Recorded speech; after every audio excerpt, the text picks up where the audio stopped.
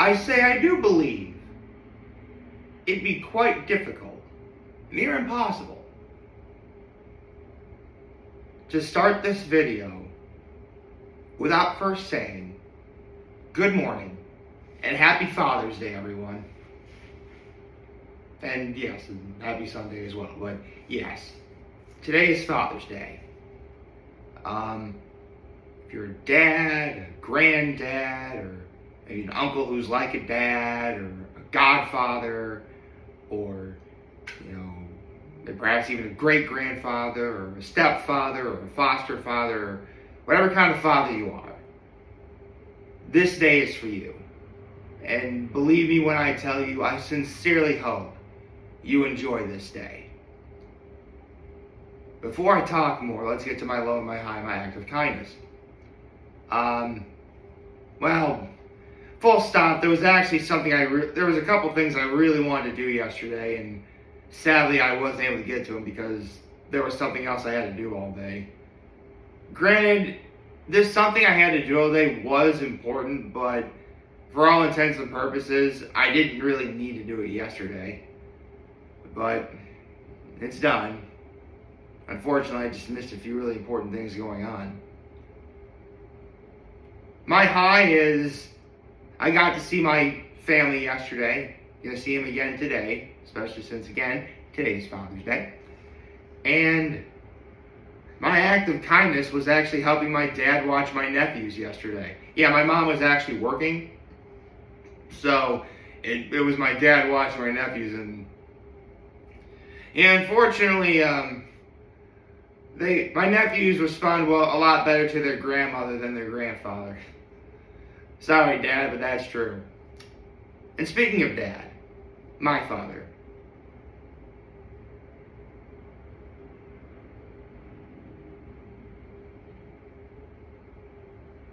How do I say? First of all, I should probably say that, yes, I'm very well aware that I'm a single loser without, ever meeting a nice girl and, being a father of my own. But it's going to happen someday. And when it does, believe me, today would be a day I'd be really happy. But it's not about me. It's about all the dads out there. And in my life, I've been very privileged to be able to say that I have met some very extraordinary people. For sure. However, it's hard to gauge what extraordinary is without some sort of base, a parameter, a foundation, a standard with which to gauge what extraordinary means. My father is that standard. I thank God every day that I have a father. And yes, I'm very well aware that there are people out there who, for whatever reason, don't have a father. Maybe their father just isn't in their lives anymore, or perhaps maybe, sadly, their father has passed away. And if that is the case, then you have my sincere condolences. But you know what? I still hope you have a nice day, for sure. Because everyone deserves to have a nice day. Absolutely. That goes without saying. But I don't really talk about, it's not very often I get to really talk about my father that much. Because,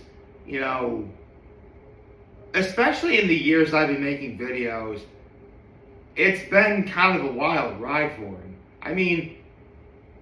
2018 was a really crazy year, not really for the greatest of reasons.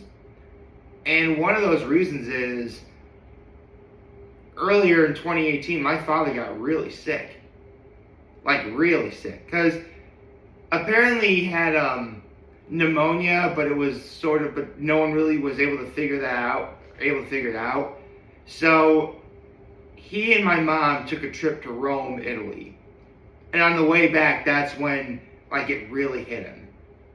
Eventually, he actually got septic. He had to spend 2 weeks in the hospital, with 8 of those days in the ICU.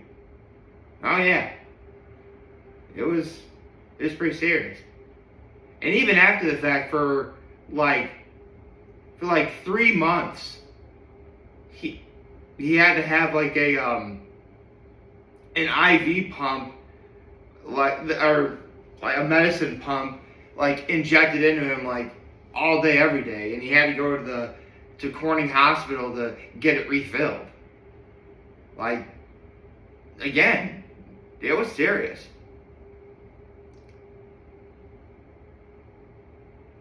But he got through it. I mean, full stop. And I don't mean to sound braggy, but I really didn't think he was going to die. I could sense that. It's hard to explain, but I just didn't think it would be his time yet. And thank goodness it wasn't. Because in the years since, my father became a grandfather. He got to live past the age of, 60.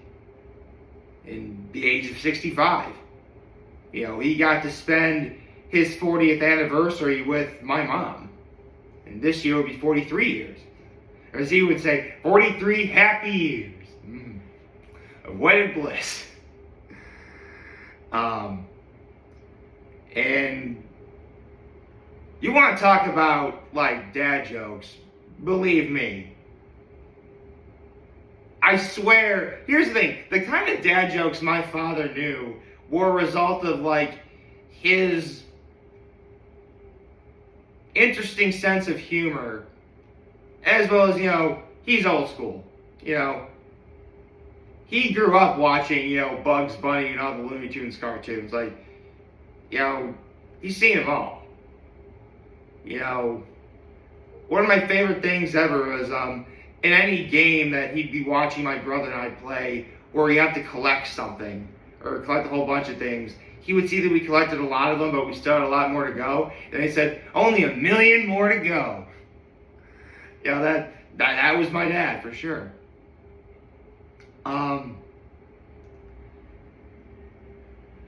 And he actually had some really good jokes, too, in terms of, like, like storytelling jokes and stuff. To this day, I think my favorite, there's 2 I'll never forget. There's 2 that he's always done I'll never forget. The first was, there's these 2 fishermen on a boat, and one of them needed to light a cigarette. And so the one fisherman goes to the fishing box, the tackle box, and notices that there's this, really big lighter to, light a cigarette with. And then he asks, where'd this giant lighter come from? And the other fisherman says, oh, it came from the genie. He's like, what genie? The genie from the lamp. And just say there was a lamp literally right there. The other guy brought the lamp with him. And so the one fisherman rubs the lamp, and asks for 3 wishes. So he wishes for $1 million, and a lot of all these like ducks are flying everywhere around. He wishes for a fancy car, but he gets the fancy car. And then he wishes for I can't remember the whole joke entirely, but the punchline was the genie gets the letter B and the letter D mixed up, And then the fisherman said, and then the one fisherman says, "You really think what? Don't you find it strange that I was given a 12-foot Bic lighter?" Yeah, I don't. My father can tell that joke a lot better than I can. However, the one joke that's a lot better that I do know by heart is a man comes home to his wife, and he in a panicked state, he says, "Honey, we have to pack up our things. We have to leave. The stock market crashed. We lost everything. We're in trouble. We gotta go." And the wife very calmly says, "Honey, get in the car and we'll go for a drive." And, being the kind husband that he was, he listened to his wife, and they go for a drive for a little bit. And they drive for a little bit until they stop by this one house. And the wife says, "Honey, do you see that house over there?" The husband says, "Yeah." "We own that house." That's what the wife says. The wife says, "We own the house." So they drive a little bit more, and then they stop at this other house. And the wife says, "You see that house over there?" The husband says, "Yeah." And the wife says, "We own that house too." And the husband says, "Sweetie, how do we own both of these houses?" And then the wife says, "Do you remember what happened when we first got married?" He said, "Yeah." She says, "You told me that after every time we had relations, you would give me $10. To which he says, "Yeah, I remember that. Well, you were very good about that. Thank you. And so I took the money that you gave me and I invested in real estate." And then the husband says, "Gosh, honey, if I'd known you'd done that, I would have given you all my business."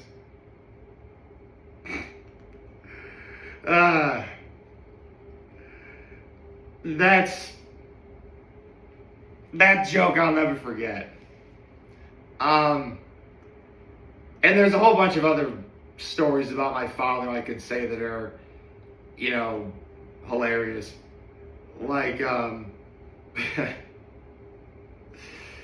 one time he tried to teach my brother how to hit in football, and he leaned his shoulder on my brother's chest, and my brother had this massive bruise.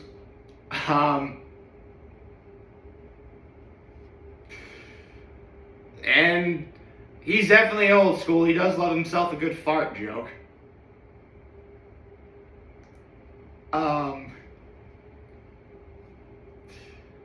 Yeah, I mean, that's my father. And I thank God every day he's in my life. And hold on.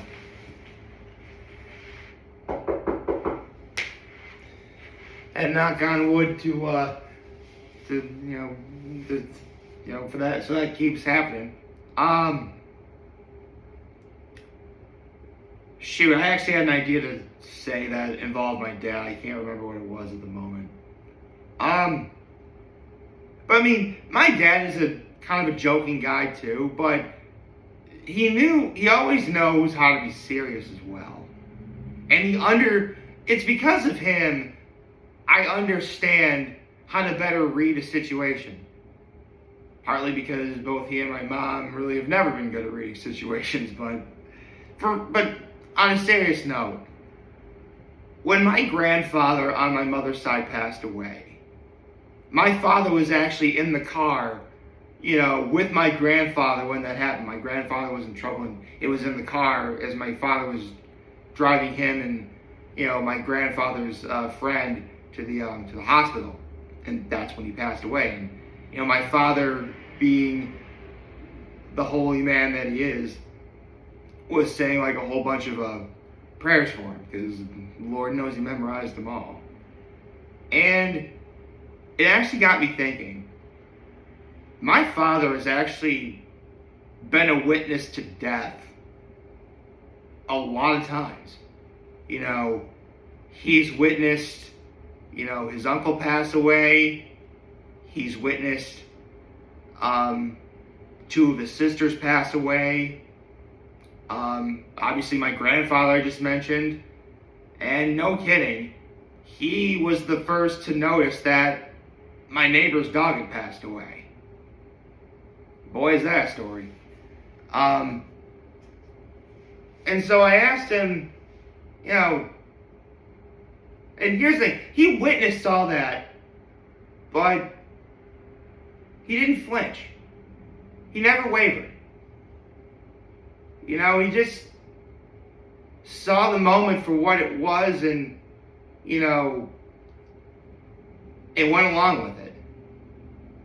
It's not to say he was cold or say that, he didn't have feelings. Of course he did.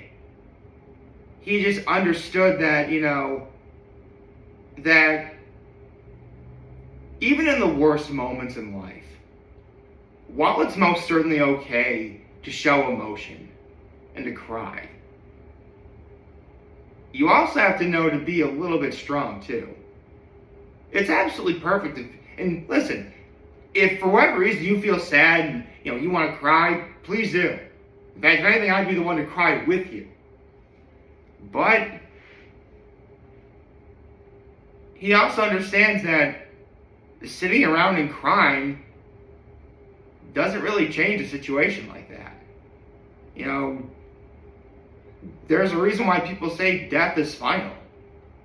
And all the crying or praying or talking to people, it feels good, but it doesn't necessarily change anything either. It's not to say that that's just something that my father understood. And I really do find that extraordinary.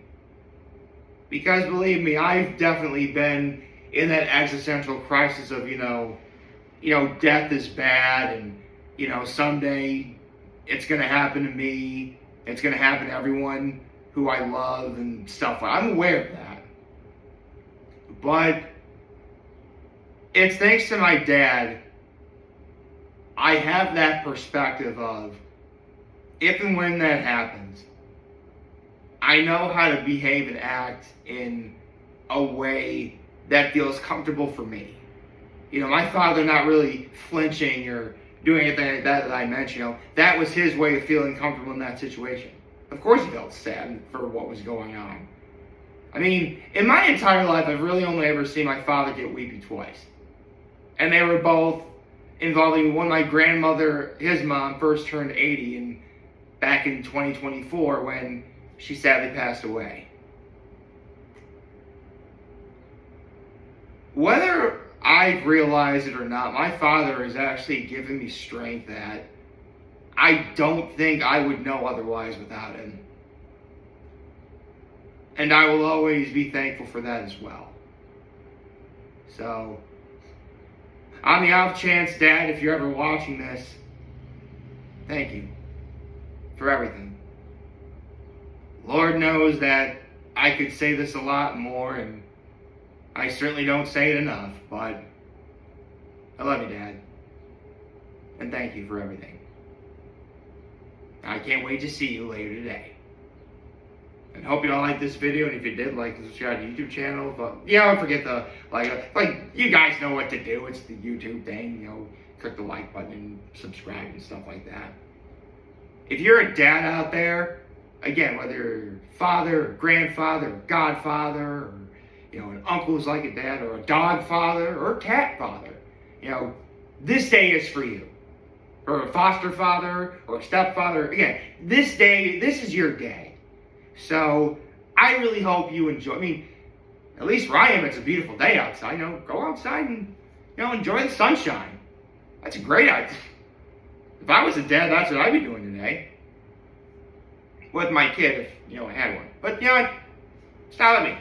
It's about all of you. So I really hope you have a good day. Happy Father's Day, everyone.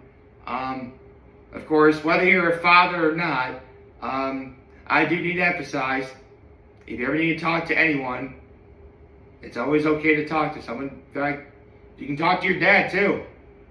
That's always an option.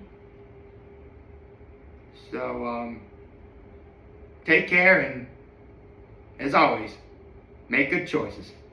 607 all day, baby.